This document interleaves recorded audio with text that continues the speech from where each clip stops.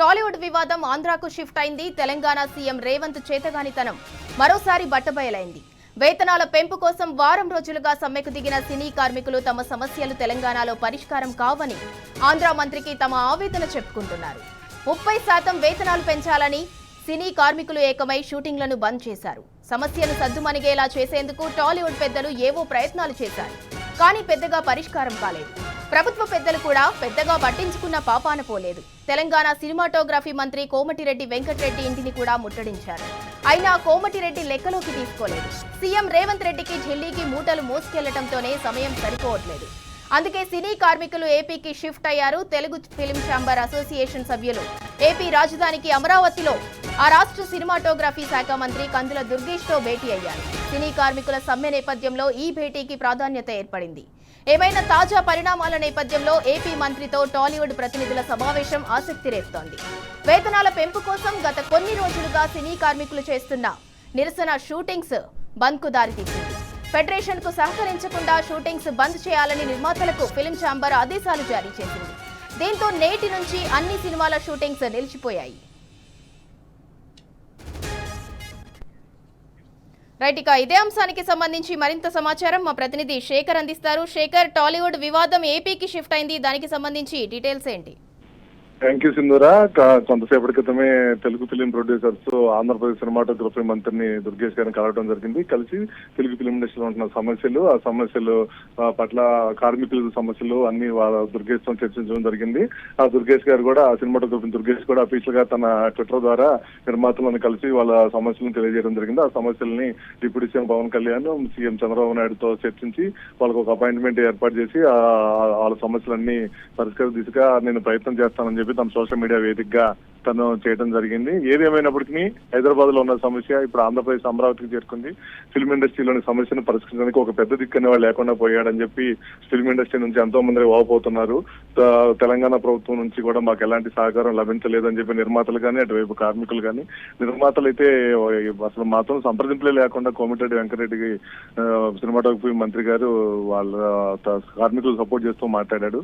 కార్మికులు న్యాయం చేయడం అనేది ఎవరైనా సపోర్ట్ చేస్తారు, కానీ సమస్యలు, ఇరు వర్గాల సమస్యలను తెలుసుకొని ఆ సమస్యలు ఎలా పరిష్కరించాలి అనే దాని మీద మాత్రం తెలంగాణ ప్రభుత్వం ఎలాంటి చర్యలు తీసుకోలేకపోవడం అనేది విఫలమైందని చెప్పి అందరూ తెలుగు ఫిలిం ఇండస్ట్రీ ప్రొడ్యూసర్లు కానీ, ఛాంబర్ కానీ, అటు ఫెడరేషన్ సభ్యులు కానీ అంటున్నారు.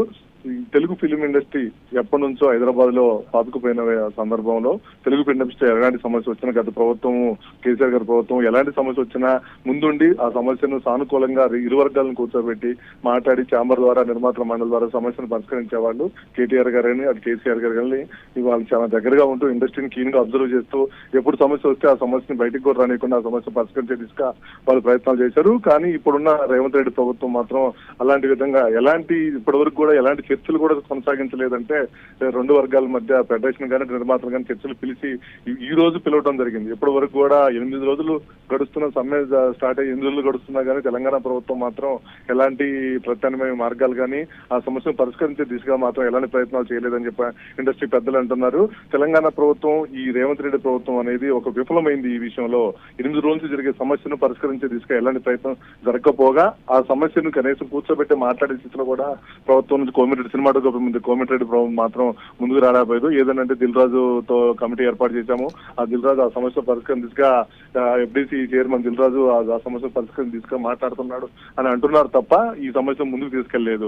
అయితే కొద్ది క్షణాల క్రితమే తెలుగు ఫిలిం ప్రొడ్యూసర్స్ కొంతమంది కోమటిరెడ్డి దిల్ రాజు అధ్యక్షతన కోమటిరెడ్డి వెంకటరెడ్డిని కలుసుకోవడం జరిగింది. ఇంకా మీటింగ్ జరుగుతూనే ఉంది. ఆ మీటింగ్ లో ఇండస్ట్రీ సమస్యలు మొత్తాన్ని తనకి ఏకబట్టిగా చెప్తున్నారు ప్రొడ్యూసర్లు. అది అయిపోయిన తర్వాత ఈ కొంచెంసేపట్లో ఫెడరేషన్ సభ్యులు కూడా దిల్ రాజుని కలవబోతున్నారు, మన కోమటిరెడ్డి వెంకటరెడ్డిని కలవబోతున్నారు.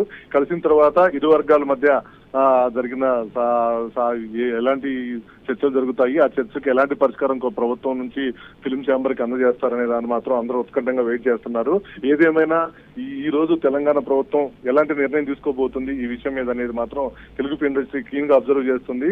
కోమటిరెడ్డి వెంకటరెడ్డి కానీ, దిల్ రాజు కానీ ఏం మాట్లాడతారు రేవంత్ రెడ్డితోని, ఈ సమస్యకి ఎలాంటి పరిష్కారం చూపిస్తారు, రేపటి నుంచి షూటింగ్లు జరుగుతాయా, ఇప్పటికే కార్మికులు చాలా మంది ఇబ్బంది పడుతున్నారు షూటింగ్ లేక. అలాగే నిర్మాతలు వాళ్ళ సినిమాలు, పెద్ద పెద్ద సినిమాలు షూటింగ్ ఆగిపోయి ఎంతో సెట్లు కూడా వేసుకొని వాళ్ళు వాటి రెంట్ పే చేస్తూ షూటింగ్ వెళ్ళిన పరిస్థితిలో ఉన్నారు. Right. అటు ఇండస్ట్రీకి కానీ అందరికీ నష్టం జరుగుతున్న సందర్భంలో తెలంగాణ ప్రభుత్వం దీని మీద ఎలా స్పందిస్తుంది, ఈ కోమటిరెడ్డి సినిమాటోగ్రఫీ మంత్రి ఫెడరేషన్ తో కానీ నిర్మాతలతో కానీ మాట్లాడిన తర్వాత ఎలాంటి వాళ్ళతో మాట్లాడి ఇద్దరిని ఎలా సయోధ్య కుదిరిస్తారు, దీనికి ఫైనల్ గా ఒక కంక్లూజన్ ఈ రోజు వస్తుందా రాదా అన్న దాని మీద అందరూ ఉత్కంఠంగా వెయిట్ చేస్తున్నారు. Right, thank you Shekhar. మొత్తానికి టాలీవుడ్ వివాదం ఆంధ్రాకైతే షిఫ్ట్ అయింది. తెలంగాణ సీఎం రేవంత్ చేతగానితనం మరోసారి బట్టబయలైంది. వేతనాల పెంపు కోసం వారం రోజులుగా సినీ కార్మికులైతే సమ్మెకు దిగారు. దాంతో ఆ సమస్యను తెలంగాణలో పరిష్కారం కాదని వాళ్ళు ఒక ఐడియాకి వచ్చి ఆంధ్రాకైతే వెళ్లడం జరిగింది. మొత్తానికి వేతనాల పెంపు కోసం గత కొన్ని రోజులుగా సినీ కార్మికులు చేస్తున్న నిరసన షూటింగ్స్ కైతే బంద్ దారితీసింది. ఫెడరేషన్ కు సహకరించకుండా షూటింగ్స్ బంద్ చేయాలని నిర్మాతలకు ఫిలిం ఛాంబర్ ఆదేశాలైతే జారీ చేసింది. దీంతో నేటి నుంచి అన్ని సినిమాల షూటింగ్స్ అయితే నిలిచిపోయాయి.